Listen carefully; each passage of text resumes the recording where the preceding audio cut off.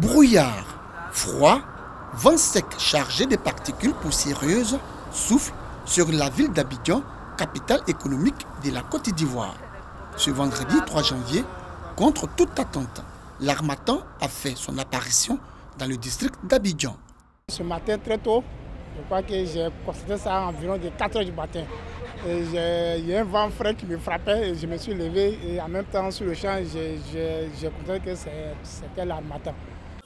Moins de 24 heures et déjà des plaintes. Quand est-ce qu'il y a l'harmattan, j'ai toujours les lèvres qui se cassent et je tombe malade.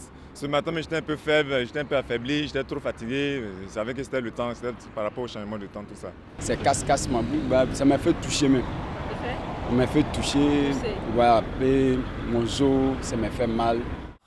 Pour permettre aux populations de se mettre à l'abri de tout danger, la direction de la Société d'exploitation des développements aéroportuaires, aéronautiques et météorologiques, SODEXAM, donne les précautions à prendre. L'harmattan, il s'installe progressivement.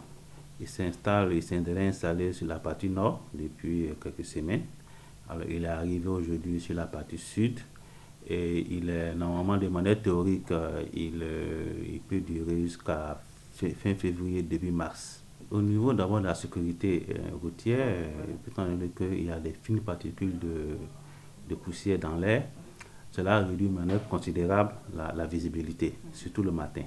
On a souvent des brouillards et à cela s'ajoute la poussière.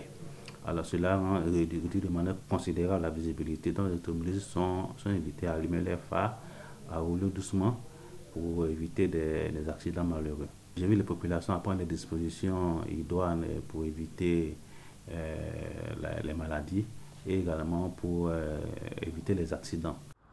L'harmattan est un alizé du nord. Il souffle vers le sud, caractérisé par un vent sec, froid la nuit et chaud le jour. Selon les responsables de la SODEXAM, l'harmattan a commencé à souffler sur le nord de la Côte d'Ivoire depuis le mois de novembre. Des brouettes, des poubelles et bien d'autres matériels de salubrité mis à la disposition du conseil municipal de Sanguiné, commune située dans la région du Tonkoui, à l'ouest de la Côte d'Ivoire, par le ministère de la Salubrité, de l'Environnement et du Développement durable. Ce matériel de salubrité, une véritable fête d'oxygène. Le maire de cette localité, après avoir traduit toute sa gratitude aux donateurs, promet en faire bon usage. Car pour lui, Sanguiné doit être une cité où il fait bon vivre. Alors nous demandons aux populations, aux individus, aux administrés de savoir que la propriété est source de vie. Et aujourd'hui, nous leur demandons d'être propres chez eux. La joie du maire, partagée par les populations qui l'ont signifié à travers chants et danses. Le maire met un point d'honneur sur la salubrité de la ville. Il a mis beaucoup d'argent à ce niveau-là, le nettoyage de la ville. Donc la ville est régulièrement nettoyée maintenant. On est très content de l'ouverture des routes, ça nous permet de bien circuler.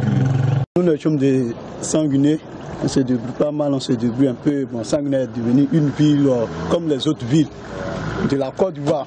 Avant la présentation des dons de salubrité aux populations, s'est tenu le dernier conseil de l'année 2019 au foyer des jeunes avec une nouvelle qui a réjoui les habitants de Sanguiné. Cette année, le budget primitif de la mairie est en hausse de 27 millions de francs CFA, passant ainsi de 148 millions de francs CFA en 2019 à 175 millions de francs CFA en 2020. 294 terrains semi-viabilisés à Yamoussoukro, c'est le don de fin d'année du conseil d'administration aux adhérents de la mutuelle des douanes de Côte d'Ivoire. Pour en bénéficier, les mutualistes doivent souscrire à l'opération de vente lancée mercredi 18 décembre 2019. Ce projet, selon le président du conseil d'administration, s'inscrit dans la dynamique de l'amélioration des conditions de vie du mutualiste. C'est le départ d'une série de possibilités qui est offerte aux mutualistes pour que nous puissions acquérir des terrains nus. Parce que ça, il s'agit de terrains nus. Nous avions d'autres projets. Ça, c'est un projet pilote. Si ça prend, vous allez voir que tout le reste va aller très vite. Le nombre de terrains étant insuffisant, le président du conseil d'administration rassure quant à la transparence de l'opération. Un agent, un mutualiste, un lot.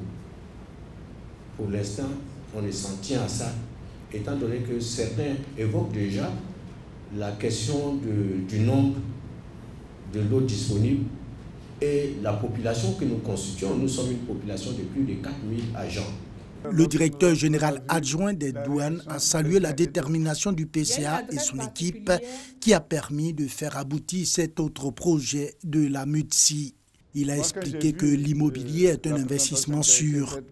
Aussi a-t-il exhorté les agents à souscrire rapidement à l'opération. Je me dis, quand on me présente un produit comme ça, je ne peux qu'adhérer. Alors, chers délégués, la balle est dans vos camps. Battez-vous pour que cette opération soit un succès. La parcelle de terrain mise en vente s'étend sur une superficie de plus de 14 hectares, morcelée en 294 lots de 350 m² à 556 m² sur l'axe Yamoussoukro-Boisflé.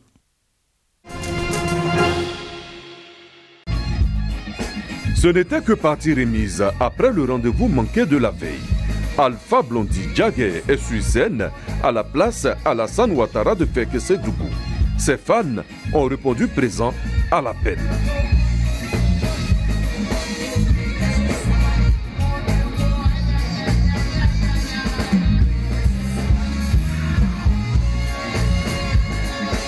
À plus de 60 ans, Diagué reste vivace, une présence scénique qui traduit la dimension interplanétaire de l'artiste. Au podium, la connexion avec le public reste intense.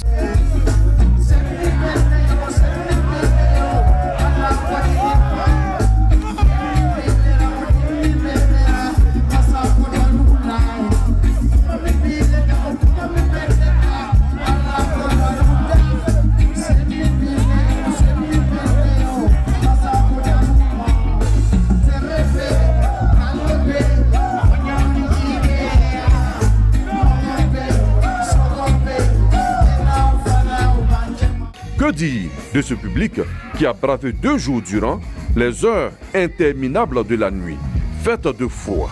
Oui, la Harmattan sévit à Fekese-Dougou et dans tout le nord de la Côte d'Ivoire. Un public qui voulait tout simplement communier avec sa star. Il ne reste plus qu'à dire merci au Premier ministre Amadou Gon Coulibaly qui a offert gratuitement le spectacle.